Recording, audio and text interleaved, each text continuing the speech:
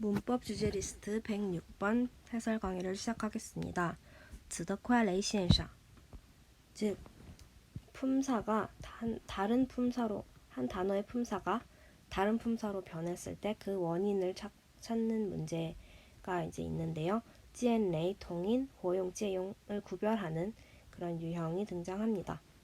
먼저 마인드맵을 보시면 그 다품사 현상, 품사를 뛰어넘는 그런 다품사 현상의 원인에는 겸류, 동음, 활용, 차용이 있는데 겸류와 동음을 구별하는 이 둘을 구분하는 문제부터 살펴보시겠습니다. 14년도 기출형 11번 문제였는데요. 이 문제는 그 원인 중에 한 가지, 이 세 가지 예시 중에 같은 원인으로 품사가 변하는 그런 것을 두 가지 찾고 그 공통점을 말하라 라고 하고 있습니다. 여기서 이제 정답은 A와 C가 찌엔레이로 같은 거였는데요.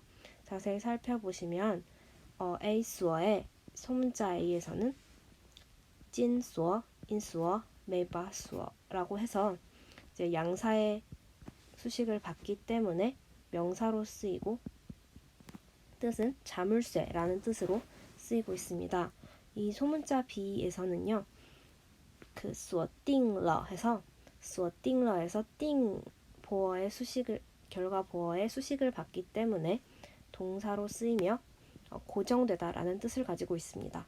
모두 잠그다, 고정하다, 자물쇠 이런 의미적 연관성이 있습니다. 그리고 C를 먼저 보시면 쿤난인데 소문자 A번에서는요. 헌쿤난이라고 해서 헌의 수식을 받기 때문에 명사임을 형용사임을 알 수 있습니다.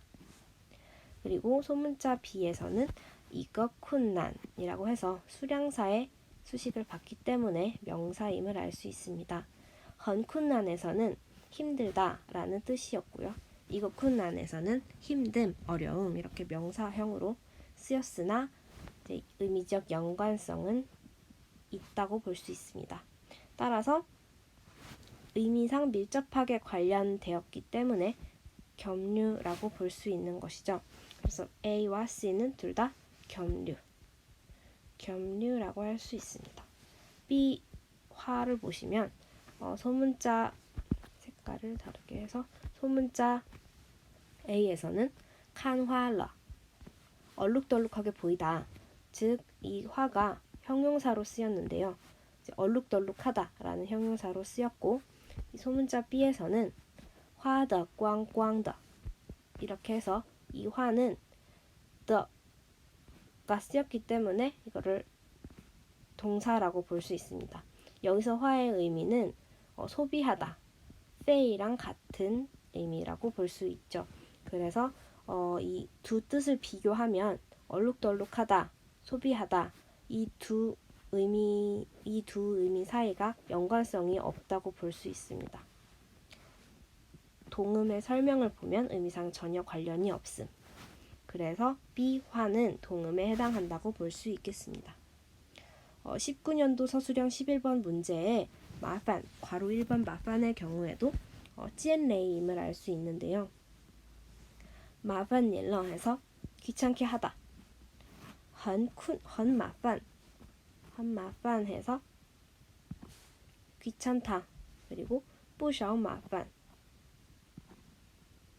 귀찮음 모두 의미적 연관성을 가지고 있기 때문에 찌엔레이라고 볼 수 있겠습니다. 그렇게 이 두 가지를 비교해 보았고요. 활용을 살펴보기 전에 차용을 먼저 살펴보면 차용은 임시적으로 다른 품사를 갖는데 이게 사회적으로 공인되었다고 합니다. 대표적인 예시는 이 슈지아가 양사로 쓰인 경우인데요. 원래 이 슈지아는 책장이라는 의미로 명사였죠. 하지만 양사로 쓰일 수 없는 이 명사가 양사로 쓰인 것은 이제 사회적으로 공인된 경우라고 합니다. 그래서 이제 책장을 가득 채웠다 했을 때 그럴 때 이 슈지아라는 양사를 써서 표현하는 것이죠. 그리고 활용을 보면 이 활용은 논술 문제에서 다루고 있어서 논술 문제를 보면서 확인해 보도록 하겠습니다. 14년도와 15년도 논술 문제로 나왔는데요. 14년도에서는 빼이 뒤에 어떤 단어를 붙여서 그게 어떤 걸 당하다라는 뜻의 신조어로 쓰였다. 그 이야기를 하고 있는데 여기서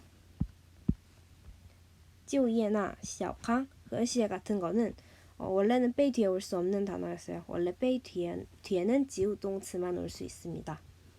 하지만 지우예는 동사이긴 하나 목적어가 올 수 없는 부지우동詞고 시야캉은 형용사 명사이고 허시에는 형용사입니다. 다 빼이 뒤에 올 수 없는 그런 단어들인데 이제 임시적으로 이렇게 빼이 뒤에 이렇게 붙여서 이제 임시적인 뜻을 만들어냈다고 합니다.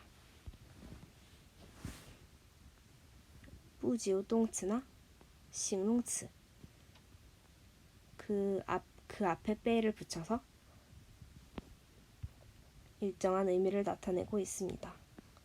마인드맵을 다시 보시면 활용의 설명에서 특정한 의미를 전달하고자 임시적으로 다른 품사를 갖는 것으로 의미의 고정성이 없음. 아까도 그 신조어라고 나왔기 때문에 의미의 고정성이 없다는 면에서 적합하다고 할 수 있겠습니다.